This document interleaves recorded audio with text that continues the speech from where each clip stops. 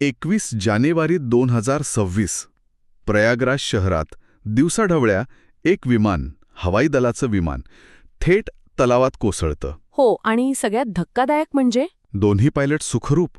जमिनीवर कुणाला साधं खरचटलं सुद्धा नाही. अगदी. पण मग प्रश्न हा उरतो की हे निव्वळ नशीब होतं की पायलट्सचं कौशल्य की व्यवस्थेतल्या धोक्याचा हा एक इशारा आहे. मला वाटतं या सगळ्याच गोष्टींचा आपल्याला विचार करावा लागेल. चला तर मग याच घटनेच्या खोलात जाऊन जरा शोध घेऊया. ही घटना खरं तर दिसते तितकी साधी नाहीये. अच्छा, काय झालं होतं नेमकं? दुपारी साधारण 12:15ची वेळ असेल, बमरौली एअरफोर्स स्टेशनवरून हे विमान उडालं. हे ते मायक्रोलाइट विमान, बरोबर? 2 आसनी. हो, अगदी.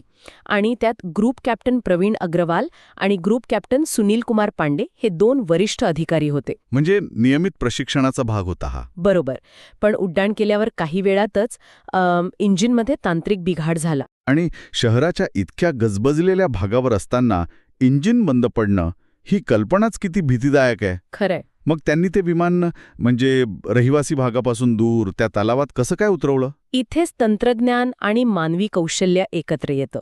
बघा, मायक्रोलाइट विमानांना वजनाला खूप हलकी असतात. अच्छा. त्यामुळे इंजिन बंद झालं तरी ती लगेच खाली कोसळत नाहीत, म्हणजे एखाद्या ग्लायडरसारखी तरंगू शकतात हवेत काही वेळ. अगदी. आणि याच काही सेकंदांचा फायदा त्या पायलट्सनी घेतला. त्यांनी मग ते आपत्कालीन पॅराशूट उघडलं असणार. हो, पॅराशूट उघडला आणि विमानाची दिशा वर्दळीच्या भागाकडून त्या केपी कॉलेजजवळच्या निर्जन तलावाकडे वळवली. म्हणजे निर्णय घेण्यासाठी फक्त काही सेकंदांचा वेळ होता त्यांच्याकडे. अगदी काही सेकंदांचा.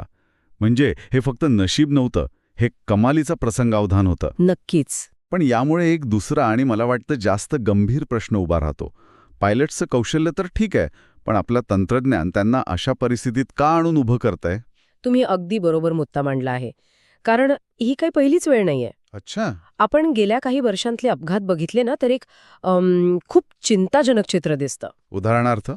मागच्या वर्षी चेन्नईजवळ पिलाटस PC-7 हे प्रशिक्षण विमान कोसळलं होतं. हो, आठवत आहे. त्याआधी हरियाणात जॅग्वार लढाऊ विमानाचा अपघात झाला. 1 मिनिट. म्हणजे एक मायक्रोलाइट, एक पिलाटस आणि एक जॅग्वार, ही तर सगळी वेगवेगळ्या प्रकारची विमानं आहेत. बरोबर.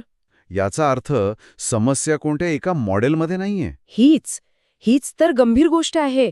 जेव्हा वेगवेगळी विमानं एकाच कारणाने म्हणजे तांत्रिक बिघाडामुळे कोसळू लागतात, तेव्हा प्रश्न विमानावर नाही तर संपूर्ण यंत्रणेवर येतो. देखभाल प्रक्रिया, सुटे भाग या सगळ्यावर. अगदी. ही एक सिस्टमिक म्हणजे पद्धतशीर समस्या असल्याची शक्यता नाकारता येत नाही. ठीक आहे. मग आता हवाई दलाने कोर्ट ऑफ इन्क्वायरीचे आदेश दिले आहेत. पण खरंच अशा चौकशी समित्यांमधून काही ठोस बदल होतो का? की हा फक्त एक प्रोटोकॉल आहे? बघा, कोर्ट ऑफ इन्क्वायरी ही एक खूप सखोल प्रक्रिया असते. म्हणजे त्यात मूळ कारण शोधलं जातं? हो. कारण शोधण्यापासून ते भविष्यात अपघात कसे टाळावेत इथपर्यंत शिफारसी केल्या जातात. पण खरी कसोटी पुढे असते. त्या शिफारशींच्या अंमलबजावणीची? बरोबर. निधीची उपलब्धता, प्रशासकीय दिरंगाई या सगळ्यामुळे बदलांची गती कमी होते.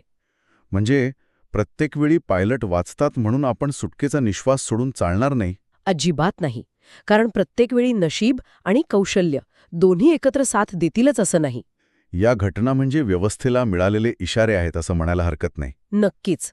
प्रत्येक वेळी जेव्हा एक विमान खाली येतं तेव्हा ते फक्त धातूचा ढिगारा नसतो. तर ते अनेक अनुत्तरित प्रश्नही सोबत घेऊन येतं. अगदी. या प्रयागराजच्या घटनेने जीवितहानी तर टाळली, पण तिने दिलेला इशारा तो खूप मोठा आहे. या सगळ्या चर्चेतून एक विचार मनात येतो. आपण सैनिकांना सर्वोत्तम शस्त्र देण्याबद्दल बोलतो, सर्वोत्तम प्रशिक्षण देण्याबद्दल बोलतो. पण ज्या विमानांमध्ये ते उड्डाण करायला शिकतात तीच जर सुरक्षित नसतील, तर आपण आपल्या सर्वात कुशल योद्ध्यांना एका अशा लढाईत उतरवत आहोत जी सुरू होण्याआधीच ते हरू शकतात.